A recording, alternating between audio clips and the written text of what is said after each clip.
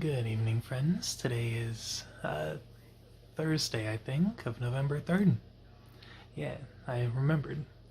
My brain's slowly shifting into November mode. But yeah, today marks day 3 of National Novel Writing Month, and I have hit my daily word count goal all 3 days so far, so I think that's a good habit to pick up on. It's actually, I'm actually kind of surprised I've been keeping up with it so much. Oh, nudge the controller. We're watching stuff in the background, so yeah. It was a productive day creatively, or it's been a productive few days creatively, just due to NaNoWriMo. I think having like a goal to shoot for and like kind of creating a habit out of it has been helping a lot. So yeah, like I said, I think like the goal is 1,667 words a day. Today was to reach 500 total words as the goal, and I did that, so that's awesome. I got to, I got to like 5,000 something words, like, I think I got to 5,100, which is pretty good. Also, I'm still in the prologue. The prologue, I didn't intend for the prologue to be as long as it is, but this book, it's book 5 in my series, and the past 3 books have all taken place in the same span of time, just in different perspectives. So, I guess it's more like the last 2 books, but you know, whatever. Feels like the last 3. The last 2 books have taken place in the same time span, and book 5 is the first book where we're finally moving forward.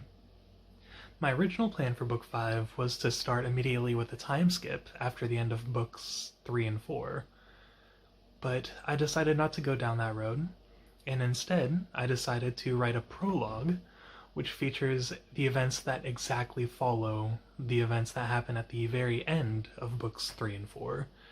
So that way we get a little bit of closure on how the last 2 books have ended, so that way we can actually move forward with the story. And then there'll be a time skip, but it's only really going to be like a week, if that. I think it's only actually going to be a few days, because I wrote the plot of this book to be taking place in the span of almost a year, and I kind of plotted out the book per month, and the real story begins in January.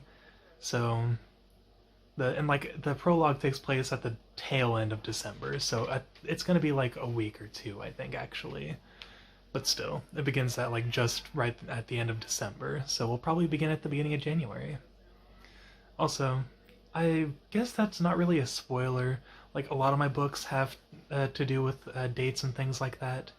So, if anyone's reading Black Crystal, you know, it's the usual drill. You just kind of get an idea as to what the format of the story is going to be. I hope you're looking forward to it. I did technically try to start writing book 5 back in April, but it was kind of like it was kind of an experiment. That's where my original idea of having a time skip take place happened, and I decided not to go with that approach because I didn't like where the plot was going. So I really like the new plot approach. I like the fact that I actually wrote an outline. That's gonna help so much. I feel like part of the reason why I get like hit with quote-unquote writer's block so much, which doesn't exist, and I'll go on a tangent about that forever, but the reason I get stuck when I get writing is because sometimes I feel like I don't know what to do in order to move forward. But having an outline, even the basis of an outline, like having the story written beginning to end, and know exactly what's supposed to happen, it's like, you don't have to follow the guideline exactly, but having that as a basis, as like a basis point or something like that, an anchor point, that's what I mean. Having that as an anchor helps so much. As a kid, I used to hate writing with outlines, but it's because as a kid I thought, oh, you have to follow the outline like word for word basically. Like, that's what I assumed as a kid, but you don't have to do that. Like, you can write spur of the moment and follow your guideline at the same time. You don't have to do just purely one or the other. That's what I've been learning growing up, and so far, this outline has been perfect for me. I mean, I've only written 1 chapter, but it's a damn good chapter, and I'm really enjoying it. Aside from that, though, we took care of some of the stuff I talked about, mentioned that we'd do today, and then I played a few games because I mentioned that it's actually been a few days since I played any. So I played Persona 2 Eternal Punishment, and my god, that game is good. I played for 5 hours and didn't even realize it.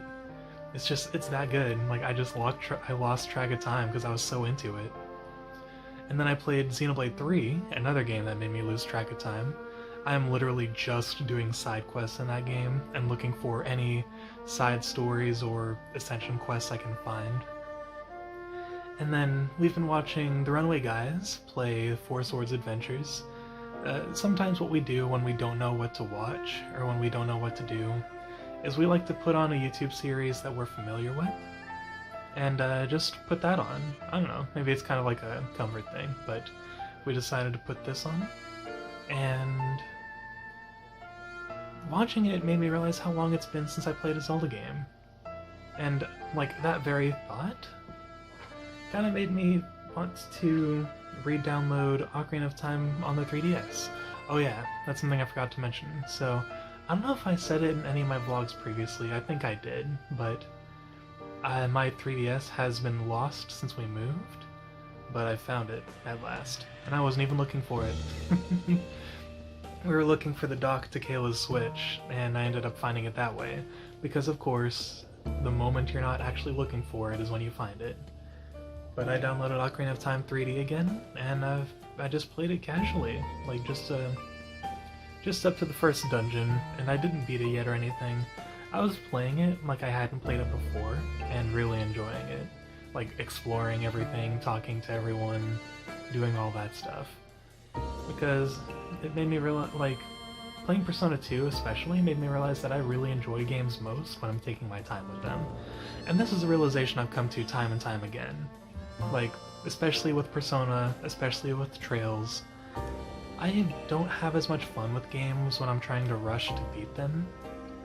I have my most fun with them when I feel like there's no pressure to beat them, and I can just play at my own pace. I can read the dialogue like it's actually voice acted, and like, not just rush through it all. And, I don't know, maybe that sounds weird, but I like playing games the patient way, I guess. I sometimes forget that, especially like when I get near the end of a Trails game and I'm like, okay, I just want to see what the end of the game is like. Sometimes my patience does wear thin, but you know, I've realized that I have my most fun when I'm playing the games at my own pace, playing exactly how I want. And that's just how I want to play these from now on. Like, unless a game does require you to be fast at something, like the, I'm not gonna say anything spoilery. Well, you know what? No, I'm not even gonna say that. But there's a certain dungeon in a certain game that is like, hey, you gotta get through quickly. And I mean, that certainly narrows it down, huh? But, yeah. For the most part, I enjoy that games usually allow you to take your time. And I appreciate it. With that being said, I don't know what I'm gonna do for the rest of my night. I haven't really decided yet. I've done all my writing, I've played a fair amount of games. Maybe it's just time to relax. In any case, I hope the 3rd of November has gone well for you guys. And if it hasn't, I hope you're hanging in there. And like always, I'll see you guys tomorrow.